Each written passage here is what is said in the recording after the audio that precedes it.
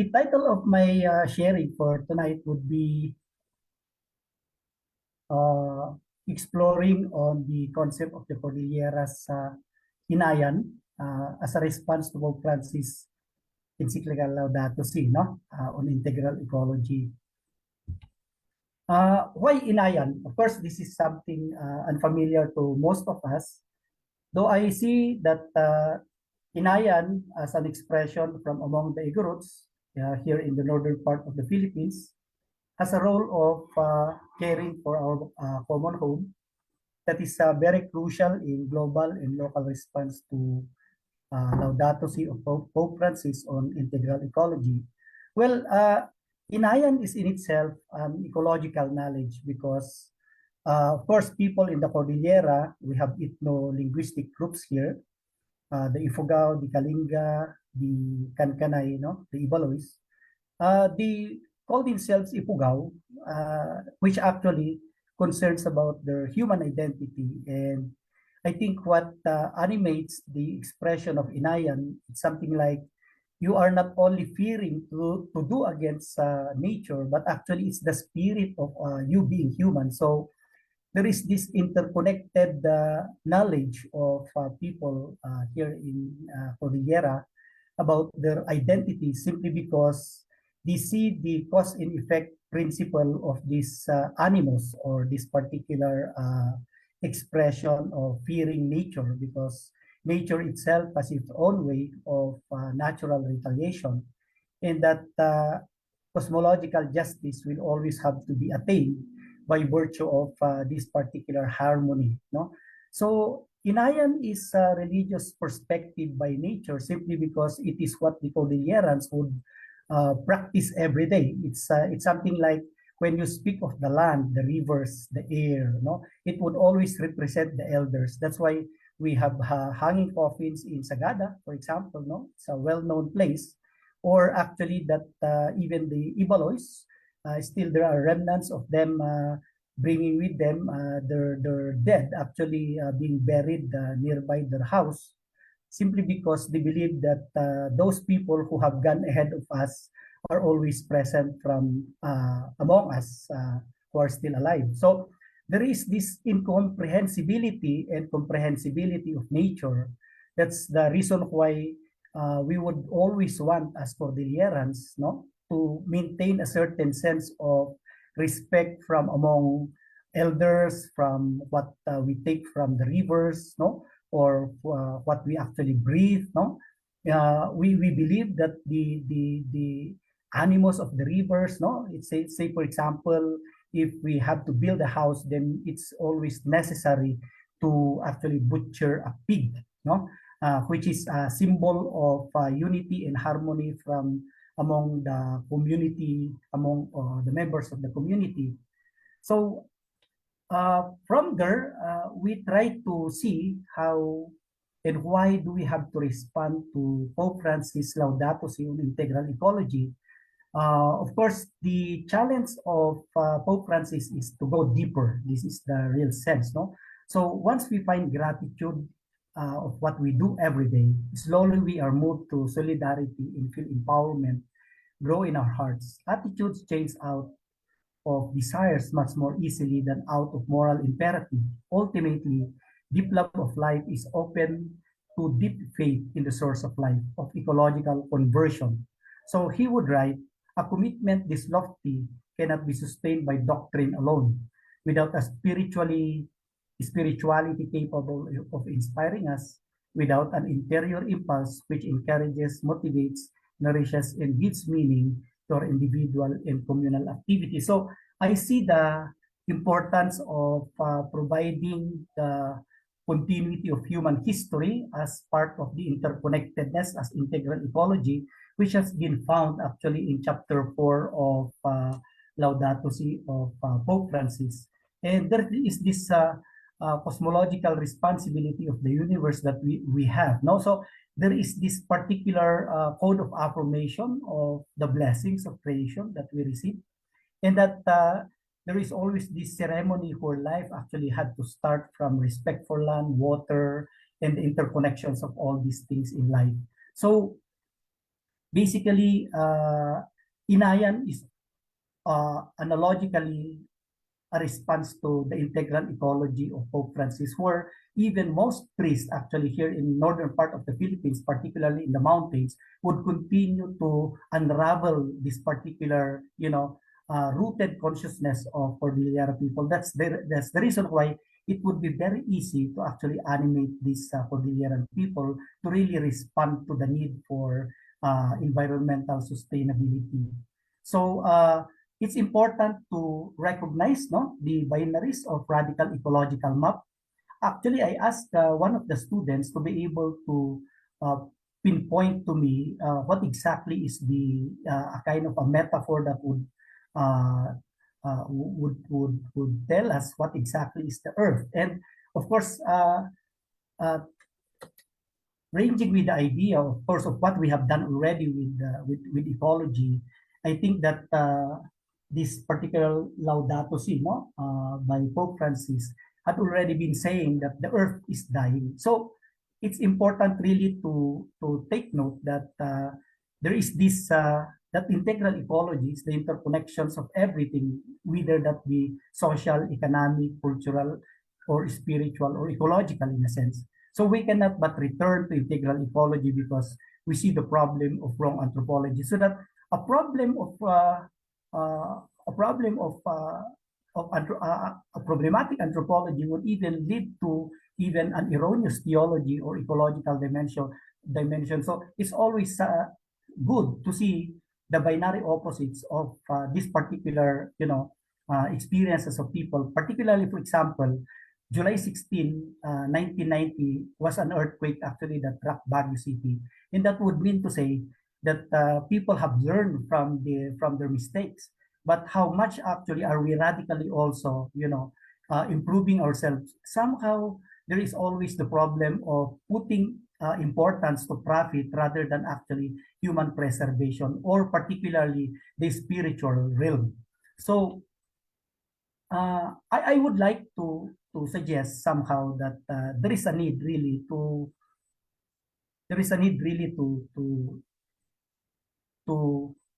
put a particular exploration on a method or strategy because the gift of creation is an internal human responsibility to be celebrated all season. Thus, a method or strategy becomes imperative to attain such human commitment. Any method is a guide and at the same time a process. So the first thing is actually to observe our surroundings, the occurrences of spontaneous events in taking note of natural changes. And we need to observe this happening so as to be conscious of what we need to interpret.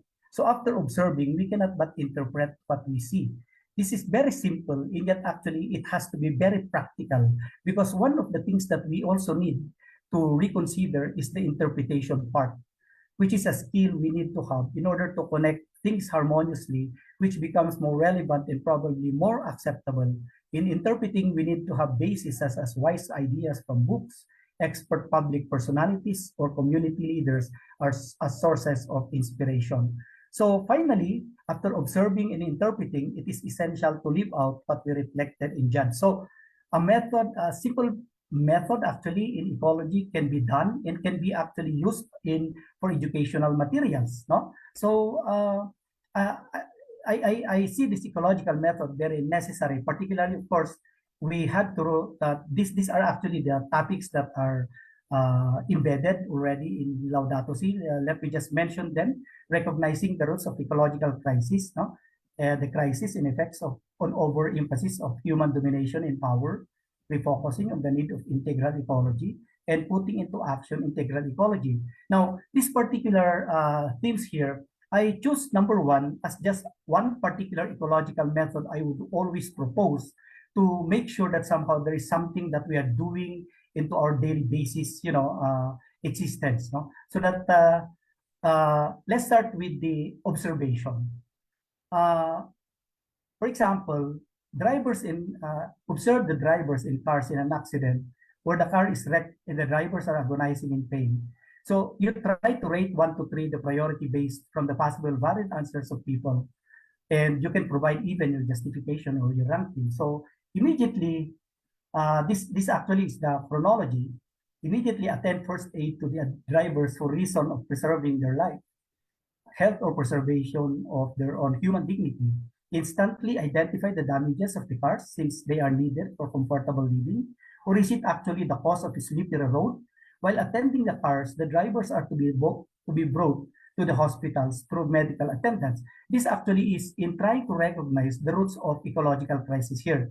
So as a simple method, no, as a process of looking at actually what is the interconnections between the cars, the drivers, people, the medical attendants, and actually even people who are just simply onlookers of the accident. So if we try to analyze and say that two, three, four in one, we probably can become wrong simply because if we try to prioritize assessing the cars without noticing the importance of human life, that is actually also unethical. So such attitude is even actually very, very pragmatic, which means that any idea to be good should be functional and practical. And the pragmatic view is sometimes good to use, but to overemphasize material things over humans demean our human values. So however, if we also try to say that three, two, four in one, then we are still wrong because the slippery road that can be caused by either rain, erosion, or any fluid of substances spilled can still be a natural cause or it can be caused by human error or uncaring attitude. So finally, we cannot also impose on saying that 4, 3, 2, and 1 be the correct sequence. It is because even if we simultaneously try to attend to both the cars and the drivers, we still consider cars as secondary priority over the plights of humans who are hurt. So the interpretation of the story above by sequencing them from 1, 2, 3, and 4, or any other sequences, so long as we give number 1 as the top priority, would tell us about the resembling feeling of not being able to withstand exchanging human life to things and that we feel the importance of giving priority to human life. In a way, we are ethically right to give priority to human life over things and machines. Yes, there is an impending need to provide humanity over the top list of priorities, but we also see that our top list is also the possible ultimate cause of all suffering in pain for humanity. So let's try to go further into this type of interpretation. So we ask the question, who do you think is the real cause of all ecological crisis? If given the chance to make judgment, to whom or what will be blamed? Who do you think is the real cause of all ecological crises? If given a chance to make judgment, to whom or what will we blame? So the possible choices here is that the animals and habitat, B, rivers, mountains, air, land, or water, which is are actually somehow the composite of nature, or is it actually humans? No. So it is helpful to describe that the symptoms of ecological crisis by acknowledging its origin from humans. The symptoms of ecological crisis could be manifested when we realize that we have failures in human experimentations like cloning that strip off our human identity and human dignity, when we witness aridity of the land and wildfires across our forests, deforestation, fish killings due to dynamites and many other natural calamities. We cannot but realize that we are wrong in disregarding our interconnections to animals and nature. So for the sake of human progress, comfortable living, and development, we have the tendency to become greedy, selfish, and always thinking of profit, and thus amassing nature with its habitat for our human consumption and use. So it's really important to really put into perspective this particular ecological process sample by living out. So if we are aware of the origin of ecological crisis, which actually comes from humans, no, then we will know where we stand as humans. How will humans respond to ecological crisis? Be a solution, not part of the problem. We realize that humans are ultimately the solution per se, and also the problem per se, in recognizing the ecological crisis and interrelated parts of the cosmos and nature, which we forget, become also our curse in the process. Nature is destroying us, but nature is also caring for us, as if she's all actually saying, stop denudation of forest, avoid overconsumption. Humans just come back to me. Yes, the pandemic has taught us really. It's actually, of course, we are in a post-pandemic era. And yet, if we try to look at the interconnection of very indigenous people's perspective of Inayan as a positive thought, is to give back everything to nature in any form of actions in behalf of her becomes a gift of interconnections. In other words, we learn a lot when we look around the vicinity of our own home, which is actually starting from our own home. So the seemingly normal has become abnormal, but at the same time become a blessing to all of our humanity. And so I would see that the result of this thinking process of integrality of ecology, which can come from the purity of our own intention based on the practicality of the indigenous peoples, Cordillera perspective of Inayan, is something like we give back to nature by singing with nature. No? So composing a song could ultimately provide a certain sense of humanity, restoring purity of our air, stop using cars most often, learn to plant at your backyard, or even writing a poetry, or even doing carpentry could even be the basis of our actually concern and care for our common home. Okay, so I would like to end this with a note where let memories of July 16, 1990 earthquake help us understand our role in shaping nature, praying for all of us victims, especially actually the next generation. So I believe that one way really to eradicate a certain sense of disrespect to nature actually is to go back to concepts like Inayan, possibly Layad or Gawis, no? Or even Laton, different expressions of Cordillerans, and yet are very, very helpful in trying to shape the consciousness, even the younger generations. And to finally uh, point the idea of this just actually trying to identify one method or one particular problem that can be the cause of many problems. I already had started making use of them in all of the topics that had already been informed to us by Pope Francis on his Encyclical Laudato Si on care for our common home. So thank you so much, and for the Cordillerans, happy Cordillera Day.